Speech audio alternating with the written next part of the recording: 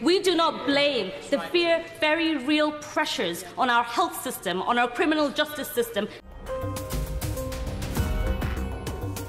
British রাজনীতির এক অদৃশ্য ঢালধারী চরিত্র টিউলিপ রিজওয়ানা সিদ্দিক শেখ হাসিনার ভাগ্নি ও বর্তমান ব্রিটিশ লেবার পার্টির প্রভাবশালী এমপি হওয়া সত্ত্বেও বারবারই তাকে ঘিরে থেকে গেছে নাগরিকত্ব লুকানো, দুর্নীতি আর ক্ষমতার অপব্যবহারের নানান অভিযোগ। প্রধানমন্ত্রী কিয়ার স্টারমারের ঘনিষ্ঠ সহযোগী হওয়ার সুবাদে এতদিন সব ঝড় সামলালেও এবার হয়তো সেই ঢালও ভেদ হতে চলেছে। সম্প্রতি প্রথম আলো ও দ্য টাইমস এর যৌথ অনুসন্ধানে প্রকাশিত হয় টিউলিপ বাংলাদেশের নাগরিকত্ব বহন করছেন, যদিও তিনি বারবার দাবি করেছেন এর বিপরীত। ঢাকা পাসপোর্ট অফিস ও নির্বাচন কমিশনের ডেটাবেজে তার জাতীয় পরিচয়পত্র ও পাসপোর্টের প্রমাণও মিলেছে। আইনজীবীরা সেগুলোকে জাল বলে উড়িয়ে দেন। এদিকে অভিযোগ আছে শেখ হাসিনার প্রভাব খাটিয়ে ঢাকায় অবৈধভাবে জমি ও সম্পত্তি দখল করেছেন টিউলিপ ও তার পরিবার। বর্তমানে তিনি বাংলাদেশের আদালতে অনুপস্থিত আসামি হিসেবে বিচারাধীন।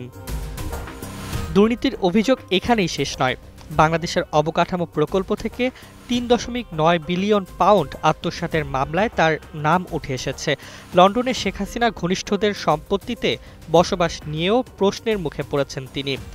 নোবেলজয়ী মোহাম্মদ ইউনুস সোজাসাপটা বলেছেন, টিউলিপ যে সম্পত্তি ব্যবহার করেছেন তা যদি ডাহা ডাকাতির টাকা দিয়ে কেনা হয় তবে সেটি ফেরত দিতে হবে। এই অবস্থায় যুক্তরাজ্যের বিরোধী দল কনজারভেটিভ পার্টির নেতা কেমি বেডনক সরাসরি আহ্বান জানিয়েছেন টিউলিপকে বরখাস্ত করতে হবে।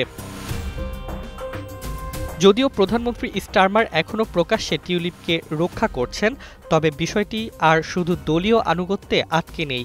যুক্তরাজ্যের প্রধানমন্ত্রীর উপদেষ্টা লাউরি ম্যাগনাস টিউলিপের বিরুদ্ধে ওঠা অভিযোগের প্রাথমিক তদন্ত শুরু করেছেন। সবশেষে একটাই প্রশ্ন, বাংলাদেশের সম্পদ লুট করে গড়া অভিযোগের ভারে নুয়ে পড়া টিউলিপ কি টিকে থাকতে পারবেন?